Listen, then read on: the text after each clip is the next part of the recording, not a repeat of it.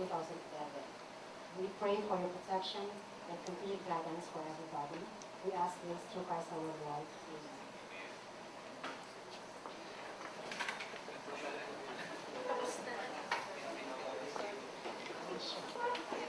So, I would like to start off with our group from the Ramon Magsaysay High School. They are our last year winner for the Regional Inventions Contest in high school level for their standalone device, electric meter reading by SMS. And they won also an international competition in Indonesia, right? Malaysia, I'm sorry, in April for the same research. Okay, so we have the research advisor, Mr. Jun Hiding Simpson, the student researchers, Carl Dixon Magbitang, Albert Adrian Fonco, and the one is Giselle Mercado, right? Yes, right. Okay, so they were the group who won this event. We also have here Dr. Blessy Basilia from ITBI. She is the chief of the Materials Research Division, and she won also last year for our National Inventions Contest for her research on nanocomposites. And beside her is Engineer Felipe Argamosa of the Technological University of the Philippines. He is the director of the IRTC, Research Training Center. And beside him is Dr. George Colorado, the division manager of the Inventions Development Division of PAPI. You know PAPI, so I don't have to explain. And of course, we have our own Dr. Teresita Fortuna, the regional director. So I would like to request Dr. Fortuna to please for a brief welcome message. Good morning, everyone. Natutuwa po ako dahil for short notice, you responded to our call for this press conference. Actually, this is the second time that we co-sponsor the Regional Inventions Contest. It was Tapio's handling this activity before. And I was a bit worried last week to realize that we have very few entries yet. So, mukhang less than 10 pa yan. That's why I called up our friends from media, sina Ate Mary Tenorio, sila Lina Clemente, I remember, and also DZWD and DZEM, and mukhang 4 na radio stations lang yon at ang laki ng dating na dagdagan yung aming entries. That's why I asked Pinky, siguro kailangan natin ng isang press conference para makapagtawag tayo sa mga possible participants to this Regional Inventions Contest. I look at this activity as a convergence of the professional inventors and also the young inventors. Parang venue sila to see what are the things that are being done in an inventions contest like this.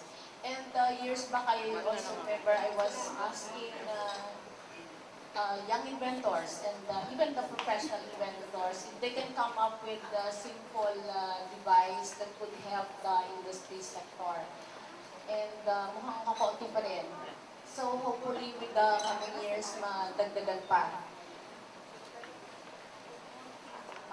The Regional Inventions Contest is the qualifying ground or an entry to join the national contest.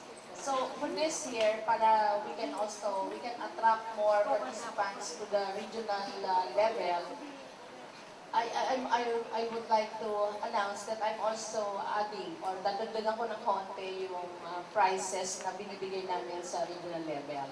Because if you notice yung national level, it is up to 100,000 cash prizes to 150,000 doon sa national level. But the regional level is quite low. It's only 20,000, 15, and 10. So this time, dadagdagan ko siya. I'll make it at least 25,000 for the regional level. So I think that would be all. And then,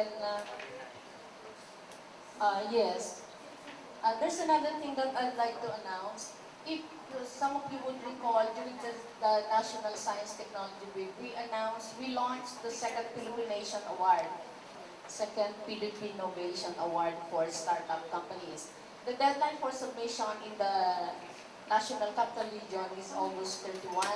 Unfortunately, medyo wala pa rin kami masyadong entries. Kaya sabi ko, maybe it's also timely that we can still announce it during the press con. Yung detalye po nito, I asked PT, baka pwedeng ibigay sa inyo sa kit ninyo, so you can help us. Ako po ay nakikiusap na sana tulungan ninyo kami talaga to have this announced para madagdagan.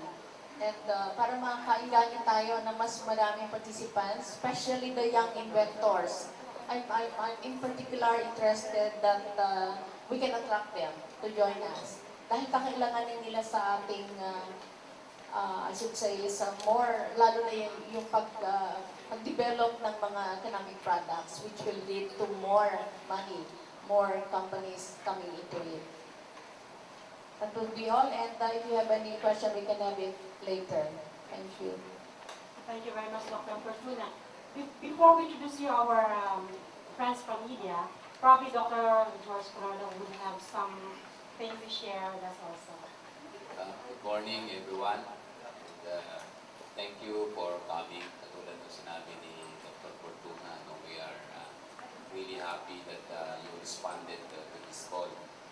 This invention contest, as explained earlier, is a preliminary to the National Invention Contest, which will be held in 2012.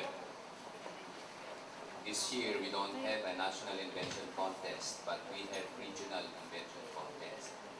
In the past, now you will notice that this is the first time that we are holding the preliminary on a regional basis.